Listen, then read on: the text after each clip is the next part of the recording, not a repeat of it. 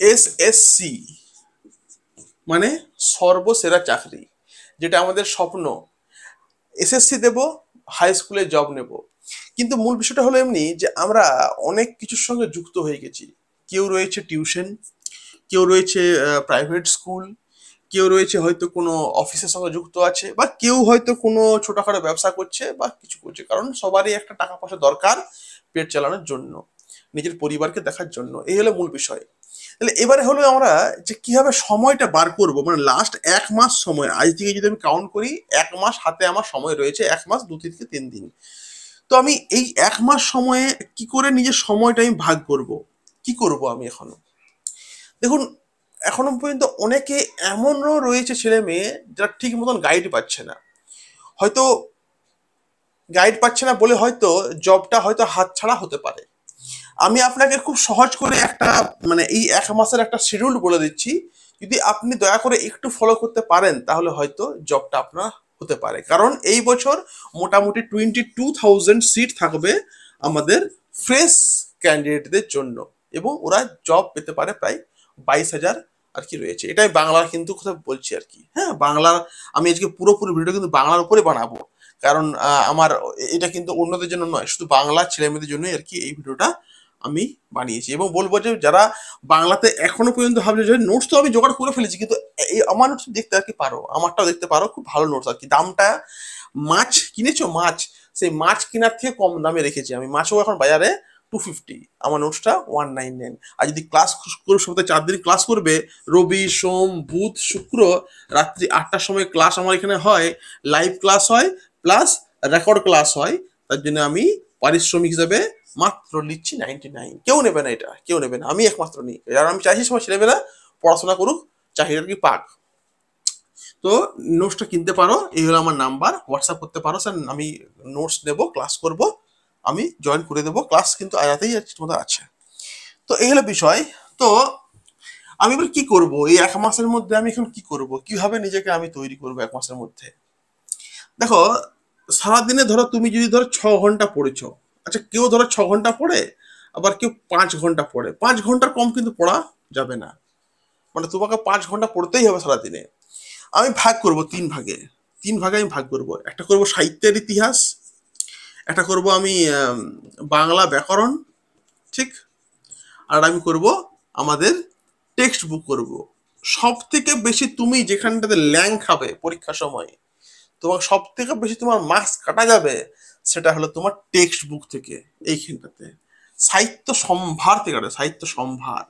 এই সাহিত্য সম্ভার থেকে সব থেকে বেশি তোমার প্রশ্ন তুমি পারবে না। কারণ কি, সাহিত্য সঞ্চয় 9-10টা কিন্তু আমরা অলরেডি ক্লাসে টিউশন পড়িয়েছি, বা আমরা নিজেরাও পড়েছি।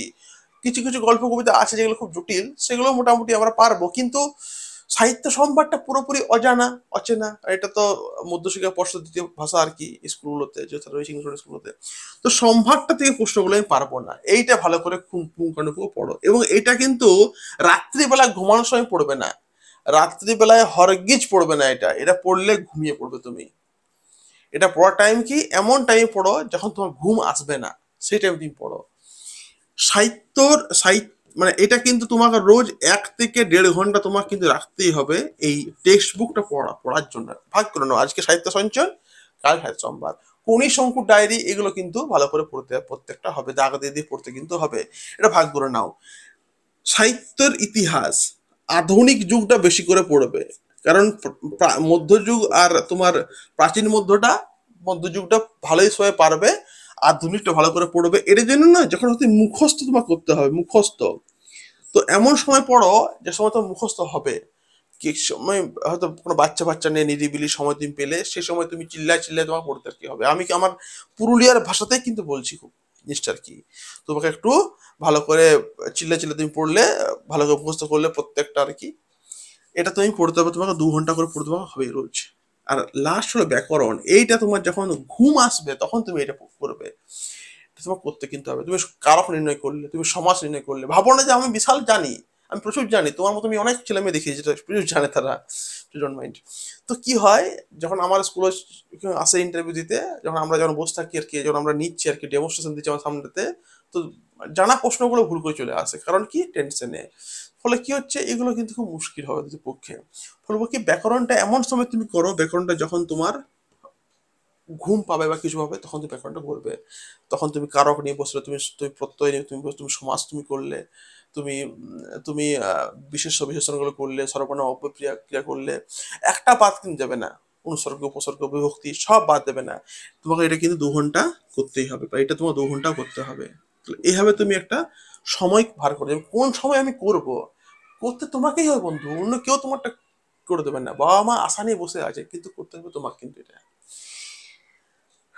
নোটস নেই, আমার কাছে আসো, নোটস করাচ্ছি, ক্লাস আমি করাচ্ছি। অনেকগুলো ক্লাস পাবে এই 30 দিনে। আর এটা একটু টাকা হলো না, টাকা হলো না, থেকে তুমি অনেক টাকা তুমি খরচা করেছো, তুমি তুমি বন্ধুর সঙ্গে তুমি খরচা করছো টাকা, কিন্তু কি হয়, ছেলে মেয়েগুলো এখনো বলে ডেমোসটা দেখান, এই দেখান, বিশাল যেমন জানে ওরা, বিরাট যেমন জানে যে ডেমো দেখান, এই দেখান, না ভালো নেই। আর দেখবে কিছু হয়তো ওরা করে, কিন্তু ওরা আসেনি, পড়ছে না ওরা। যাই হোক, সেগুলো হতেই পারে, পার্ট অফ দা আমাদের লাইফ। এই হলো আজকের রুটিনটা। ভালো করে পড়ো, সামনে পরীক্ষা। হ্যাঁ, প্রত্যেকের শুভেচ্ছা রইলো। যা দরকার অসুবিধা হবে হোয়াটসঅ্যাপ করবে, আমি রিপ্লাই কিন্তু করবো। Thank you.